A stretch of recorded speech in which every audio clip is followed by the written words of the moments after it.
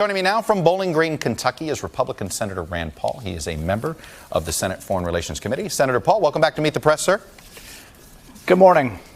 Let me start with what you have heard from the administration. You heard from the ambassador, I think, just now. I know you've had other briefings. Do you feel as if you have got enough information to make you feel comfortable with what President Trump did? You know, I think we've heard contradictory information. We've heard that from the Secretary of State that they don't know where or when, but it was imminent.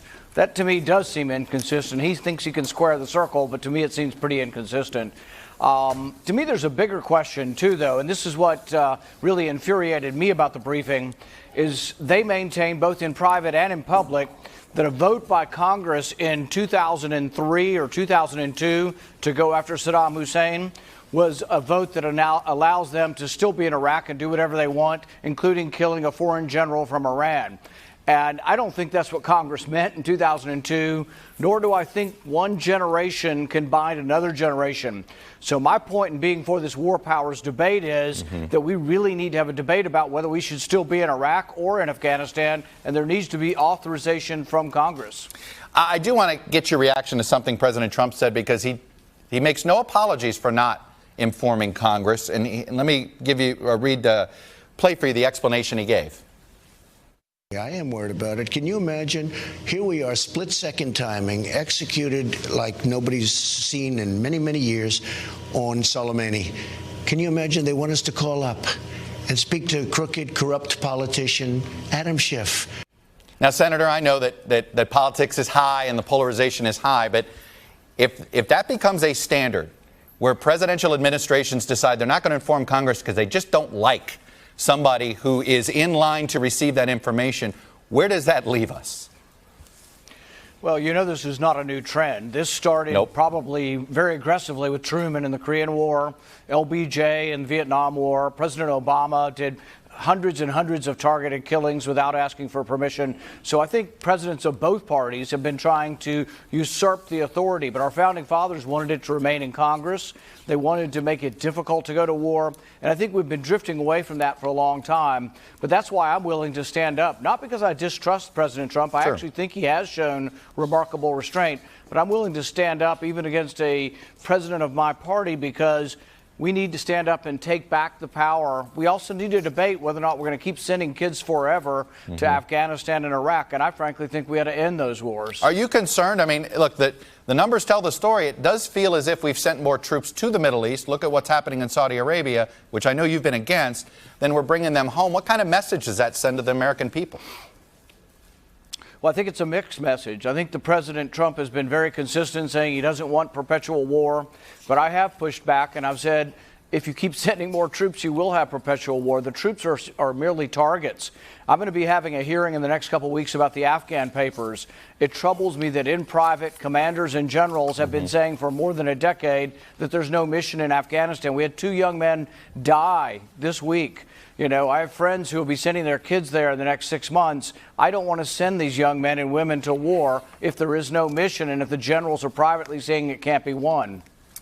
Is there a way? It's my understanding during the briefing, according to George Will's reporting, that Senator Chris Coons multiple times asked whether they would seek congressional approval to deal with Iran if Iran got a nuclear weapon, to deal with Iran in a military way, and they just kept dodging the question. How important do you think it is to get that essentially on paper?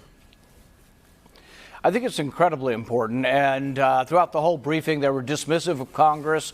They, in the end, said they didn't have time to come back. We only had about 8 senators ask questions. They said, oh, we don't have time. We're busy about coming back to brief the rest of us or take questions from the rest of us. So it was very dismissive, but it's also arrogant to say that a vote from Congress 16, 17 years ago, that vote now binds another generation and another generation to war in Iraq. It was against Saddam Hussein, for goodness sakes. This is a completely different government. This is not even the Iraqi government we're now fighting. It's Iranian generals that happen to be in Iraq. But here's the great irony of the Iraq War, and this is something Trump gets incredibly right, and that is that since the Iraq War, we now have an Iraq that is more aligned with Iran than us. We're trying to force them to keep our troops. The irony of that is glaring. And I think we really need to have a full-throated debate in Congress. The majority of American people want to come home. They don't understand why we're still there. I want to have that debate, and I want to bring our kids home. You know, it's interesting. You have, and I think in some ways, you believe President Trump's instincts comport with your instincts when it comes to national security and foreign policy. But his advisors are in a different place. How much do you think that, does that bother you, or is that healthy? I'll give you an example. You know, I'm on the Foreign Relations Committee, and all of his nominees come before me. And I even warned some of them in private. I'm going to ask you, do you agree with President Trump that the Iraq War was a mistake?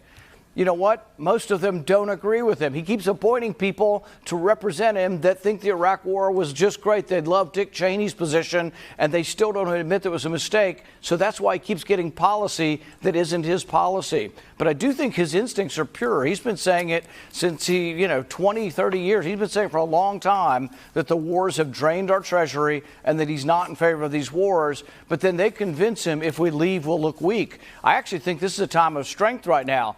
Soleimani's dead. The leader of a lot of the mayhem is dead. This would be the time to come home. The Iraqi government, the democratically elected government, wants us to come home. We should come home. I was just going to say, you think the president should take him up on this offer? You want us out? Let's do it. Absolutely. And the only way people become stronger is when they stand up for themselves.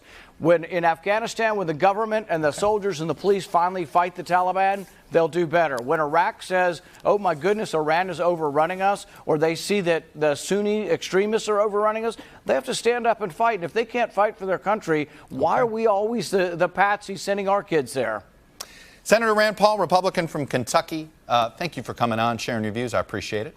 Good to see you, sir. Thank you. Hello from Washington. I'm Chuck Todd, and thanks for checking out the Meet the Press channel on YouTube. Click on the button down here to subscribe, and click over here to watch the latest interviews, highlights, and other digital exclusives.